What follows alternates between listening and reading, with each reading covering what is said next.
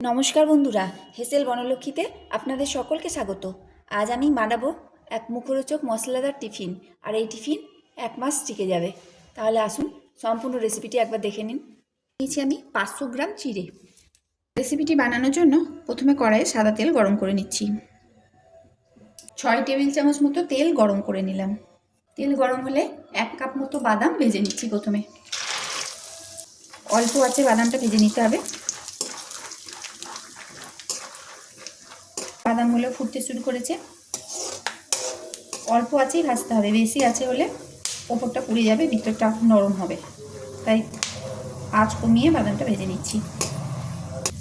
বাদামগুলো ভাজা হয়ে গেল, এখন তুলে নিচ্ছি। সব বাদামটাই তুলে নিলাম।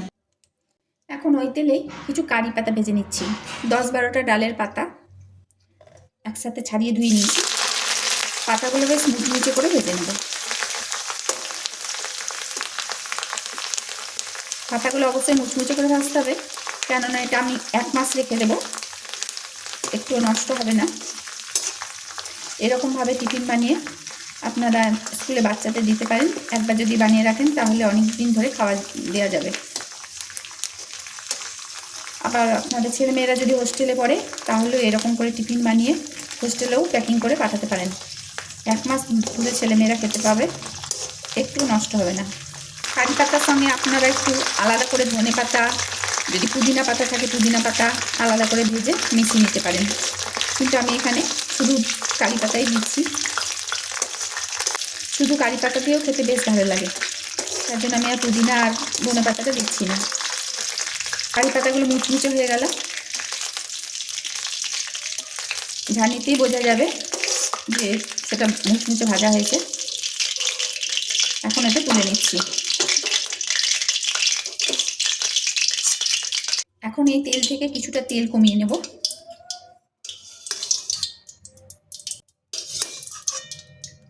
দুভাগ তেল তুলে নিলাম আর 1 ভাগ রেখে দিলাম। এখন যে চিড়েটা নিয়েছি সেই চিড়ের 1 ভাগ এর মধ্যে দিয়ে দিচ্ছি, আর 2 ভাগ এখন রেখে দিচ্ছি। একসাথে অতটা চিড়ে ভাজা যাবে না, তাই 3 বারে ভেজে নেব। একসাথে যদি অতটা চিড়ে ভাজা হয় তাহলে চিড়েটা ভালো ভাজা যাবে না, তাই অল্প অল্প করে চিড়েটা ভাজতে হবে। এই সময় গ্যাসের ফ্লেম হাই করে দিচ্ছি। হাই ফ্লেমে চিড়েটা ভাজতে হবে। এক্ষেত্রে আপনারা যে পাতলা চিড়ে পাওয়া যায় একবারে, সেই পাতলা চিড়েটা ইউজ করতে পারেন। খুব পাতলা চিড়ে যদি না পান তাহলে মাঝারি চিড়েটাও ভাজতে পারেন, কিন্তু মোটা চিড়েটা ভাজলে অতটা ভালো ভাজা যায় না। এটা মাঝারি চিড়ে নিয়েছি আমি এখানে, আর মাঝারি চিড়েটাই ভেজে নিচ্ছি। খুব পাতলা যদি চিড়ে হয় সেটা খেতে খুব ভালো হয়। হাই ফ্লেমে চিড়েটা মুচমুচে করে ভেজে নিচ্ছি। যতক্ষণ ভাজা হবে ততক্ষণ সমানে নেড়ে যেতে হবে, না হলে তলাকার চিড়েগুলো পুড়ে যাবে আর উপরকার চিড়েগুলো কাঁচা থেকে যাবে। ঠিক সমানভাবে ভাজার জন্য সমানে নেড়ে যেতে হবে।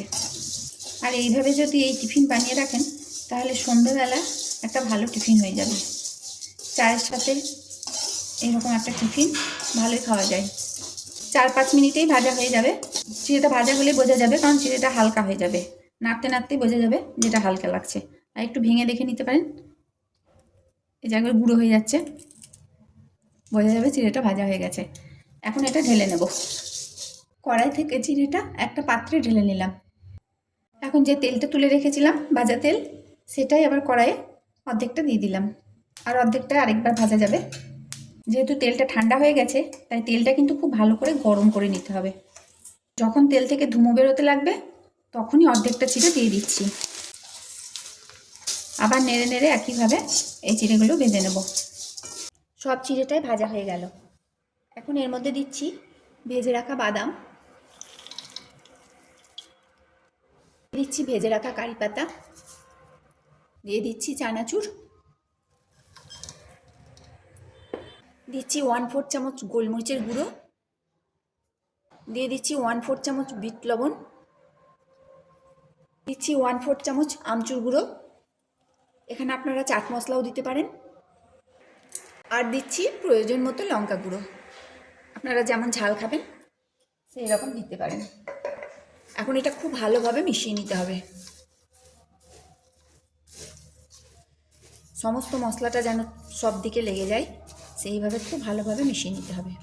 এখানে হাত দিয়ে মিশিয়ে নিচ্ছি, কারণ হাত দিয়ে মেশালেই ভালো মেশানো যাবে। বাচ্চাদের এইভাবে টিফিনে বানিয়ে দিন, দেখবেন স্কুল থেকে ফেরার পর টিফিন বক্স একবারে ফাঁকা হয়ে যাবে। রেসিপিটি যদি আপনাদের ভালো লাগে তাহলে প্লিজ লাইক, শেয়ার, কমেন্ট করুন। আর যে সকল নতুন বন্ধুরা এই রেসিপিটি দেখছেন তাদের যদি ভালো লেগে থাকে তাহলে প্লিজ চ্যানেলটিকে সাবস্ক্রাইব করবেন, পাশে থাকা বেল আইকন অবশ্যই প্রেস করবেন, যাতে আমার নতুন নতুন ভিডিও আপনাদের মোবাইলে আগে পৌঁছায়। দেখুন চিড়েগুলো কি সুন্দর মুচমুচে হয়েছে, একবারে গুঁড়ো হয়ে যাচ্ছে। খুব ভালো করে চিড়েটা মিশিয়ে নিলাম। এখন এটা একটা এয়ারটাইট কোটোতে করে কিংবা কাঁচের শিশি করে ভরে রাখতে হবে। তবে সম্পূর্ণভাবে ঠান্ডা হওয়ার পর ভরতে হবে। গরম গরম যদি ভরা যায় তাহলে কিন্তু চিমড়ে যাবে। তাই এটাকে আমি এখন ঠান্ডা করে নেব, তারপরে এটা ভরে রাখবো।